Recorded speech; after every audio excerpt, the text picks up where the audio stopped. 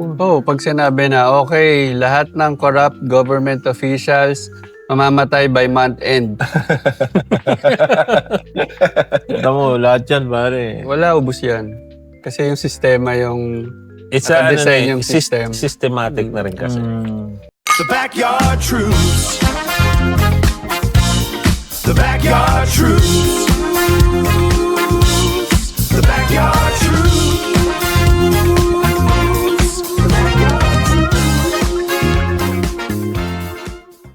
Ano nga yung ano ng Ateneo, yung cheer nila? One big fight. Go, Ateneo. One big fight. No, nga pala.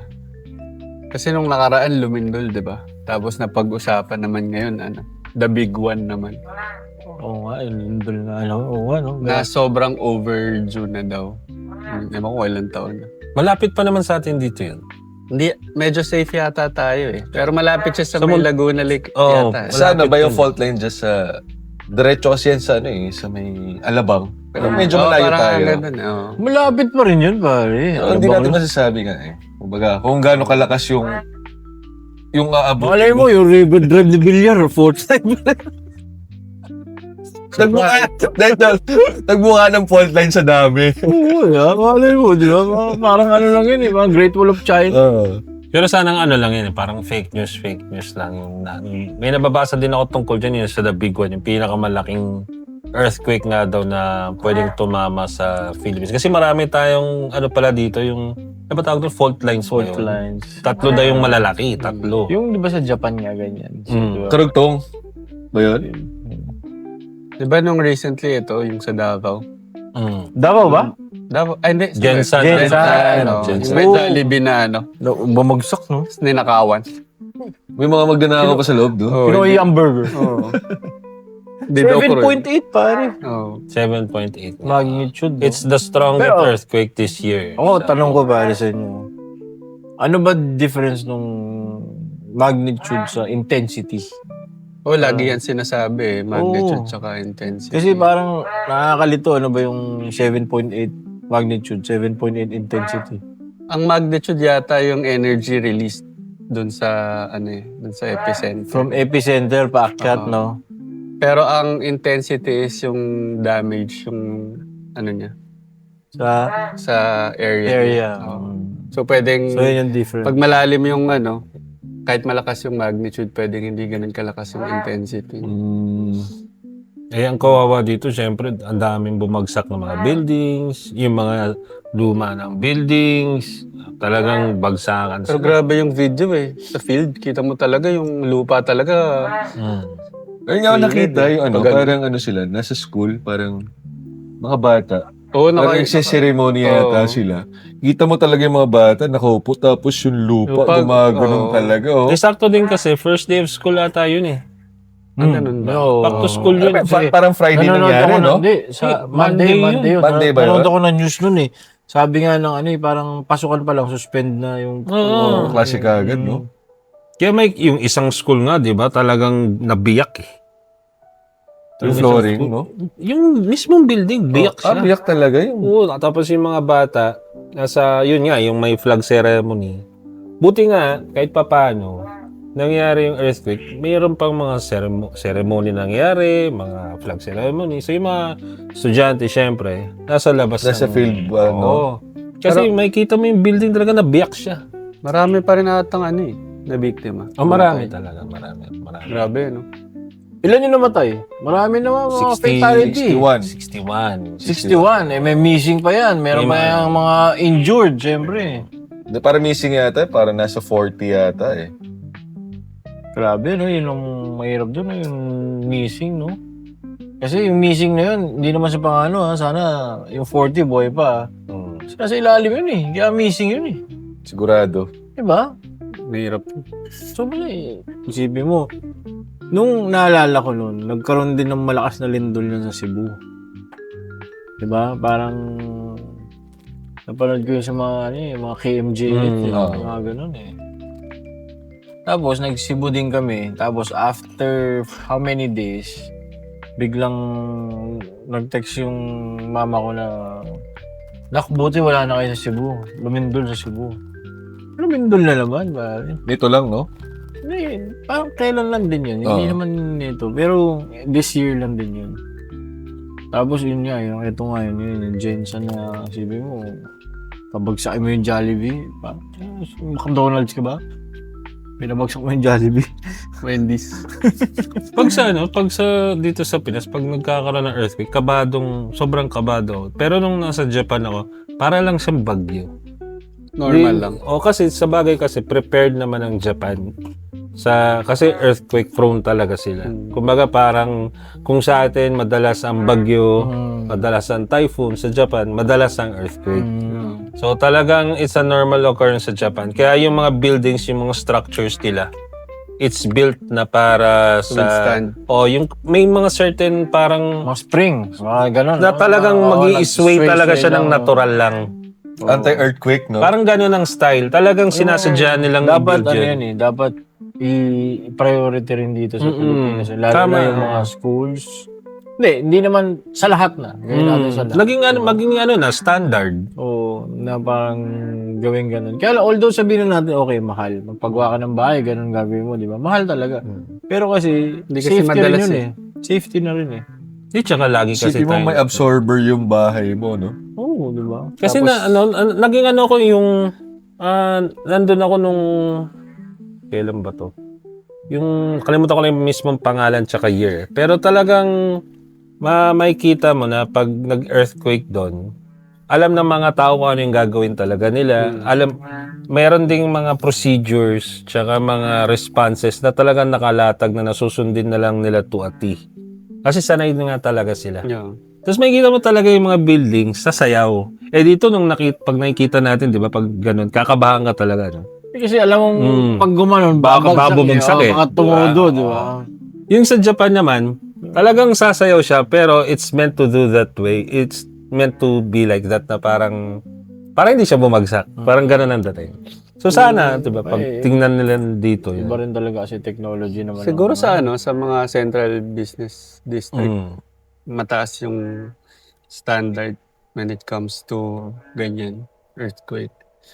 Makati, no? Mga Makati. BGC, no? Nung nakaraan, 29th floor kasi kami. Tapos, kita ko yung tuktok. Kita ko lahat ng building sa Makati, nagsisway eh.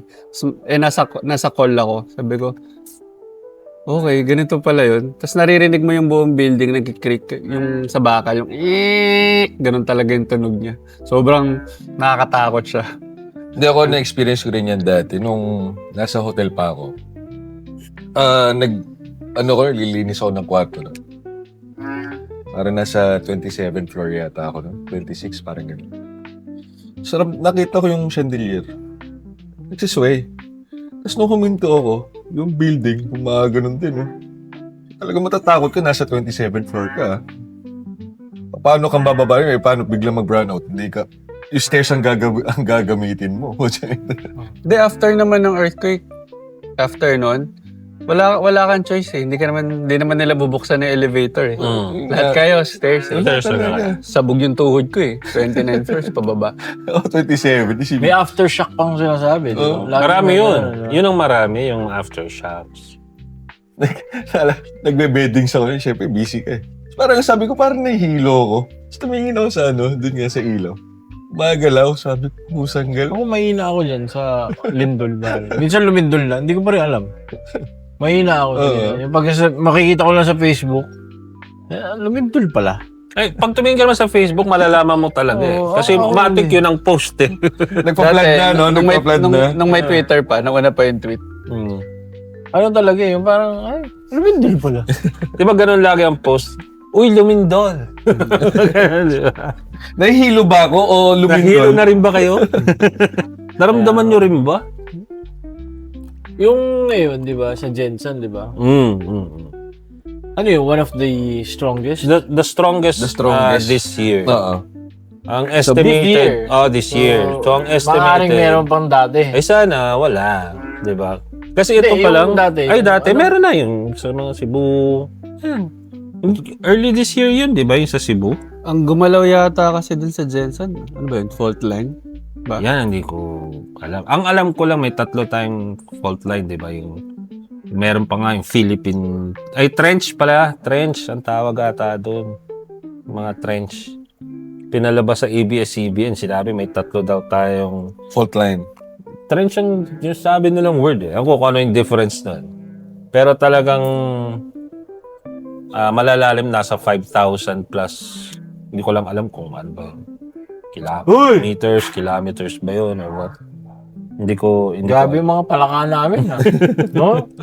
Pero ang ano doon sa 7.8 na earthquake na yun, ang gastos din doon, damage is $1 billion. Nasa billion nga daw. Dollar. $1 billion. Pero this year kasi sobrang active rin ng mga bulkan sa Pilipinas eh. So, parang nga. alam mo na may nangyayari Sa ilalim, sa no? ilalim. Mm. Diba? Lagi nga Meron may pang 6 months, pare, bago matapos yung taon na to. Wala pa tayo sa mga bagyo-bagyo niya na. Oo, wala pa sa bagyo, no? Wala pa tayo sa Usually, mga di ba, bagyo niya. mag-ano pa yung malakas na bagyo, September, tapos magpapasko, ganyan, mag-New Year. So, Di ba? Matitesting na naman ng mga flood control natin. Alam mo, pag-usapan natin siguro yung flood control na yun pag wala na tayong pag wala tayong camera. Di ba? Para kasi yung yan masyado ng Controversial yan eh. hindi controversial na. Hindi, ano na yan, naumay na masyado, nahaluan eh, na rin yan sa politika. Parang masyado ng yung parang ba't bubulag-bulagan lahat, no? Ba't gano'n? Yan talaga eh. Ang mayaman, yung mayaman. Ang mahirap, naghihirap. Lalo. Lalo naghihirap. ganun daw gumagana ang democracy. Eh, sabi ko nga, since na nandiyan na tayo, pag-usapan natin, onting-onti lang brief lang. Hindi na pigilan. Oh, nandiyan na eh. Di ba? Sabi ko dun sa mga ate namin dito sa bahay. Sabi ko, ang dapat na mangyari dito, alam mo, bumaba ang Diyos. Sabihin, ikaw, kasali ka sa lahat dito. Yun talaga ang dapat mangyari para sa akin eh.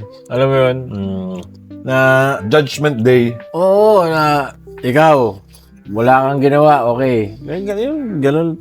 Yun na yung sa tingin ko dapat na mangyari. Ubo sila, sigurado. Ito naman yan, pare. Wala mang yun, tol.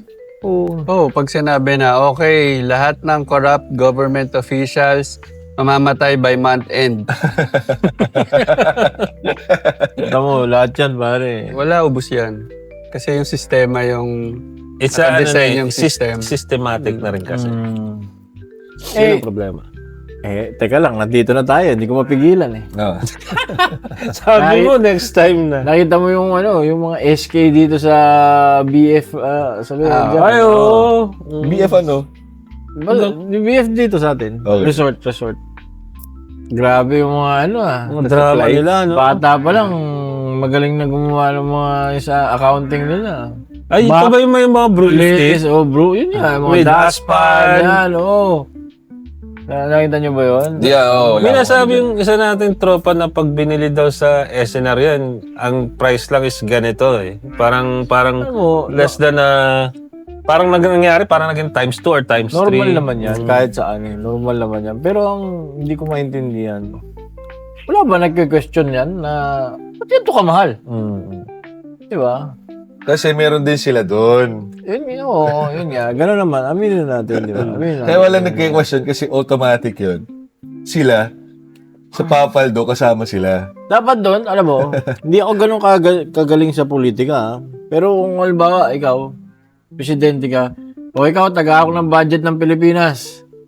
Jasper, review mo, nagpasa Las Piñas, nagpasa Alabang. O, ba't ang mahal nito? Hindi ko kayo bibigyan ng pera. Ang mahal nito. Tuwing may project ka, pasa mo. Magkano to? 700,000? Bigyan mo ko ng breakdown, budget ko, kamahal. Engineer, kaya ba to? Bakit ganito? Tama yan. Sige, tama. 700,000.